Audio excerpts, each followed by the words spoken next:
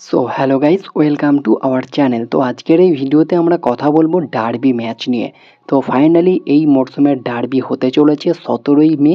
তো সেই ম্যাচটা নিয়ে আলোচনা করব। মোহনবাগান টিমে কি কি পরিবর্তন হবে, নতুন এক জুটিকে নতুন ফরমেশনে নতুন একাদশ আমরা দেখতে পারবো ডার্বি ম্যাচে।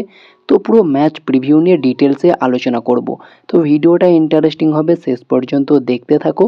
আর আমাদের চ্যানেলে প্রথমবার এসে থাকলে সাবস্ক্রাইব করে পাশের বেল আইকনটিতে অল প্রেস করে দিও। তো চলো শুরু করা যাক। প্রথমেই একটা খুবই দুঃখের বিষয় নিয়ে কথা বলতেই হয়। গতকালকে মোহনবাগানের প্রাক্তন সভাপতি টুটু বোস প্রয়াত হয়েছেন।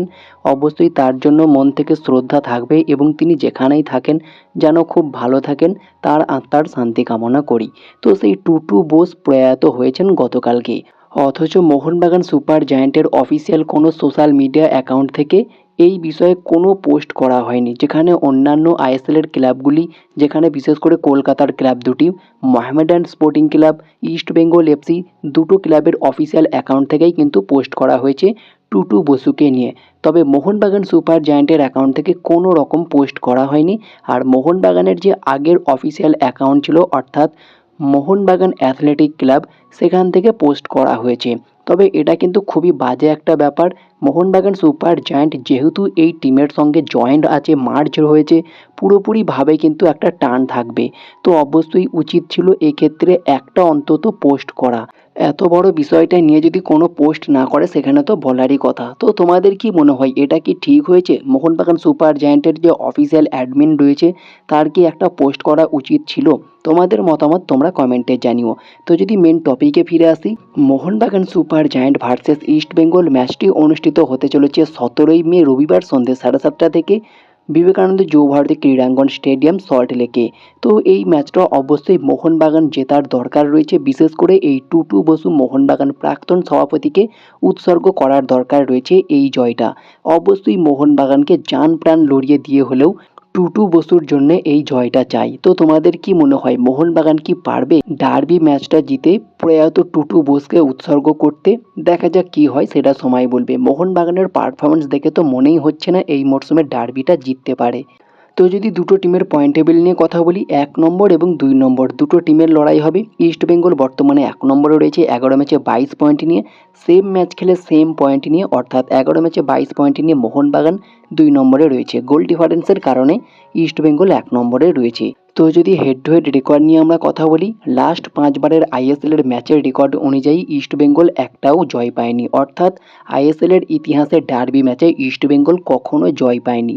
হ্যাঁ, সুপার কাপে, ডুরান্ড কাপে হয়তো ডার্বি জিতেছে, তবে আইএসএলের মঞ্চে কখনোই ডার্বি জিততে পারেনি ইস্ট বেঙ্গল। লাস্ট 5বারের রেকর্ড অনুযায়ী মোহনবাগান 3বার জিতেছে আর 2বার কিন্তু ড্র হয়েছে। অর্থাৎ একটা ভাইটাল পয়েন্ট এই মরশুমে হতে চলেছে। ইস্ট বেঙ্গল যে ছন্দে খেলছে, যে ফর্মে খেলছে, তারা নতুন কোনো রেকর্ড করে দেয় কিনা, মোহনবাগানকে হারিয়ে নতুন রেকর্ড তারা গড়তে পারে কিনা আইএসএলের মঞ্চে, সেটাই দেখার বিষয় থাকবে। তো যদি দুটো টিমের লাস্ট 3টে ম্যাচ নিয়ে আমরা কথা বলি, ইস্ট বেঙ্গল যেখানে লাস্ট 3টে ম্যাচের মধ্যে দুটোতে জয় পেয়েছে আর একটা ড্র করেছে, আর মোহনবাগান লাস্ট 3টে ম্যাচের মধ্যে দুটো ড্র করেছে, একটা জয় পেয়েছে। অর্থাৎ ইস্ট বেঙ্গল একটু এগিয়ে থাকছে। আর বর্তমানে ইস্ট বেঙ্গলের পারফরমেন্স কিন্তু আনবিলিভেবল, দুর্দান্ত পারফরমেন্স করেছে।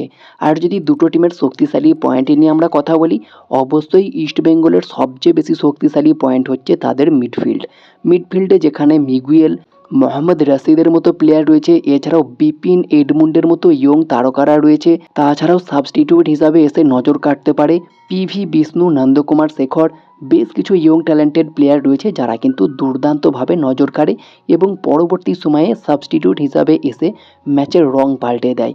আর মোহনবাগানের শক্তিশালী পয়েন্ট নিয়ে যদি আমরা কথা বলি, বর্তমানে মোহনবাগানের শক্তিশালী পয়েন্ট কিন্তু খুব একটা আমরা দেখতে পাচ্ছি না। তবে হ্যাঁ, আপুইয়া আলবার্তো থাকলে মোহনবাগানের খেলার ধরনটা একটু পাল্টে যায়। অবশ্যই এই দুটো প্লেয়ার মোহনবাগানের শক্তিশালী পয়েন্ট। এই দুটো প্লেয়ার কিন্তু ডার্বি ম্যাচে খেলবে, যার ফলে কিন্তু লাস্ট ম্যাচে রেস্ট দেওয়া হয়েছিল। তো এই দুটো প্লেয়ার না থাকলে মোহনবাগান চাপে পড়বে। আর এই দুটো প্লেয়ারের যে কতটা অবদান রয়েছে মোহনবাগান টিমে তোমরা দেখেছো। আপফ্রন্টে কোনো প্লেয়ারই কিন্তু ঠিকমতো ছন্দে নেই, না রবসন, না দিমি, না জেসন কামিংস। জেমি ম্যাকলারেন গোল তো করছে, তবে তাকে সাপোর্ট দেওয়ার মতো প্লেয়ার তো চাই, তাকে ঠিকঠাক সাপোর্ট দিতে হবে। সাহাল বেশ কিছুটা চেষ্টা করছে, তবে তিনি একা করলে তো হবে না, তার সাথে দিমি, লিস্টন বা রবসন তাদেরকেও কিন্তু সাপোর্ট দিতে হবে। তারপরেই কিন্তু ডার্বিতে জেতাটা সম্ভব হবে মোহনবাগানের পক্ষে। তো তোমাদের কি মনে হয় এই মরশুমের ডার্বিটা কোন টিম জিততে পারে? তোমরা কাকে এগিয়ে রাখছো, কোন টিমকে এগিয়ে রাখছো সেটা কমেন্টে জানিও। আর যদি মোহনবাগানের পরিবর্তন নিয়ে আমরা কথা বলি, অবশ্যই মোহনবাগানের পরিবর্তন হিসাবে আপুইয়া, অনিরুদ্ধ থাপা প্রথম থেকেই খেলবে, আলবার্তো আসবে এবং মেহতাবকেও আমরা দেখতে পেতে পারি। হয়তো টম আলড্রেডকেও নামাতে পারে, জোড়া বিদেশি ডিফেন্ডারকে নামিয়ে ডিফেন্সটাকে ব্লক করতে চাইবে, তবে আমি চাইবো মেহতাবকেই খেলাক, অনেক বেটার হবে।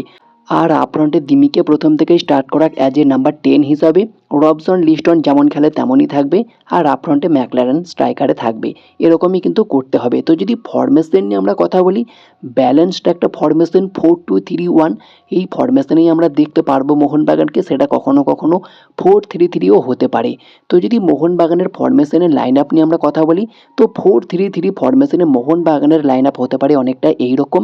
গোলকিপারে বিশাল কাইত, 4জন ডিফেন্ডারে, লেফট ব্যাকে ক্যাপ্টেন সুভাশিস বোস, রাইট ব্যাকে টেকচাম অভিষেক সিং, 2জন সেন্টার ব্যাকে আলবার্তো রড্রিগেজ সাথে মেহতাব সিং, 3জন মিডফিল্ডারে, লেফট সেন্ট্রাল মিডফিল্ডে অনিরুদ্ধ থাপা, রাইট সেন্ট্রাল মিডফিল্ডে আপুইয়া, সেন্ট্রাল অ্যাটাকিং মিডফিল্ডে দিমিত্রি পেত্রাতস, আপফ্রন্টে লেফট উইঙ্গার থেকে রবসন রবিনো, রাইট উইঙ্গার থেকে লিস্টন কোলাসো, একজন প্রপার সেন্টার ফরওয়ার্ড হিসাবে জেমি ম্যাকলারেন।